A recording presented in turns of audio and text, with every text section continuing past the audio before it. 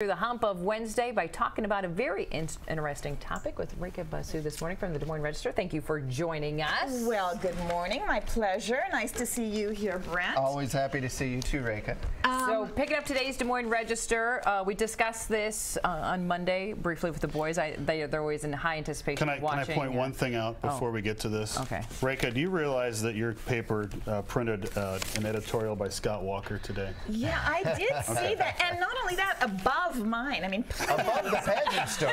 let's have some priorities But here. if you want to open your hymnals along with us and follow along, it's page 15A in today's Des Moines Register, and we're talking beauty pageants because it happened over the weekend. We're very proud of our Miss Iowa, who will be joining us next week. Monday. She represented it in an amazing way, made the top 12. Wish she could have gone farther, but she did fantastic. But you're talking about a little something different. I'm talking about something else. I have to confess I'm not a fan of beauty pageants.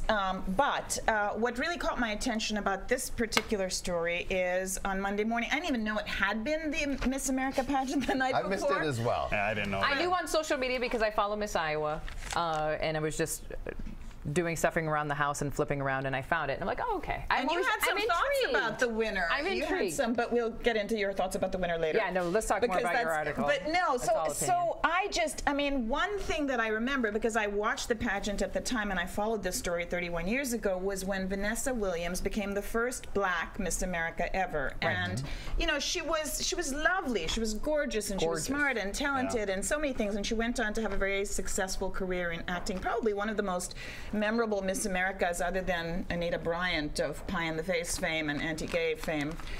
Interesting, sure, yeah, so, memorable, right? yeah. Memorable.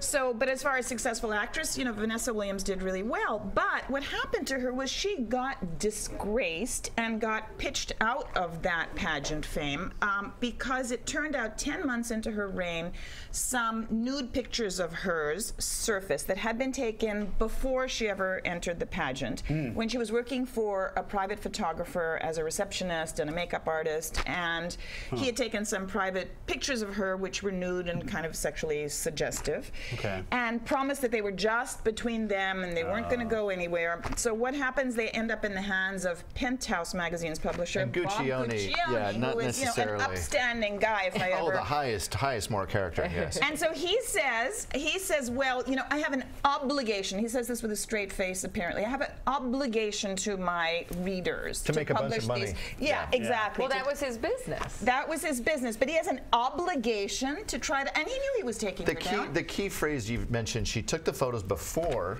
she was crowned. Right. That wasn't necessarily for publishing. No. You know, this whole thing could be painted as she won the crown and then she says, I'm going to make a bunch of money, I'm going to go post for Penthouse. Right. Not the timeline. None of that happened, though. Yeah. I know. I mean, she then went on and competed and won, and 10 months into her reign, when it's just 2 months away from the next I didn't realize it was that pageant winner being crowned, she is forced to resign. She's told that she has to resign because of this, because it besmirches the high, upstanding reputation of the Miss America pageant, such as it is, right? The meat market. Okay, well, think about this though. Yes. Maybe, perhaps, just perhaps, the amount of publicity and marketing she got from the supposed scandal helped create her singing and acting career. It is possible, but at the time, imagine being a 21-year-old at the time and being just so mortified and shamed and humiliated. And of course, shaming and humiliating people has become a blood sport these days, enabled by the internet, social media, and many other instant access. The dislike button. The dislike button, I know. I dislike the dislike button. So you're talking in today's article about the fact that they apologized. So yes, I'm sorry. No, it's okay. You need backstory to understand, because not everybody follows pageants. The CEO apologized, and I know you'll get more into this. Many are saying, would they have apologized to her if she hadn't become as successful as she has over the years? If this had happened to somebody else and then they're never heard of again. Exactly. I'm still waiting on my apology. From the Miss America pageant? Yeah. Oh, that's another story. Would you bring them back and apologize as you would have her, because she is such a name? Not only that, and exactly to your point, she was there on stage that night because she was asked to be a celebrity judge for the pageant. So yeah, she had a big name and she was a big persona. And so then she's apologized to by the current CEO, Sam Haskell, who had absolutely nothing to do, who wasn't there when this happened 31 years ago.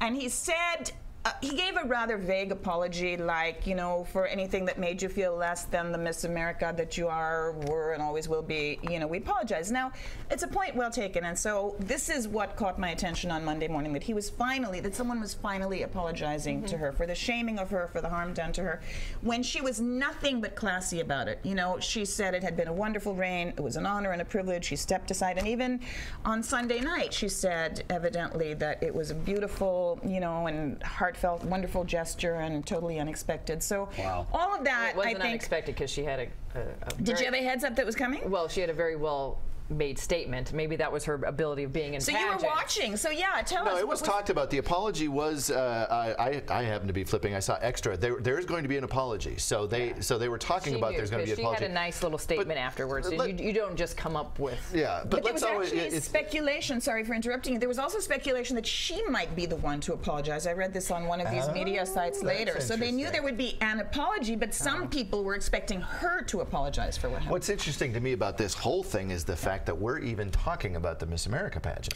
Well, so, in fact, you know, this manufactured kerfuffle again has got us talking about it. So they love it. They love that there was a scandal then, and they love that she's on again. And they're talking about it. Well, yes, but okay. So, and I really, there are a lot more important things in this world to talk about. There's a refugee crisis going on in the Europe. refugees. I mean, they're getting stuck in Hungary. It's a big deal. Right, and I did write about that on Sunday. And there's a debate tonight, and there's the fact. Well, I just learned that my older son is getting married. Oh, congratulations! Super excited about do you that. approve? I'm going Did to you be a give your mother. blessing? I heartily I was going to say, approve. she's told us about her before, and she's She's a amazing. wonderful, wonderful woman. They're both lawyers. They're just perfect for each other. So anyway, but I digress. Hasn't won any pageants, but is an amazing lady. Right.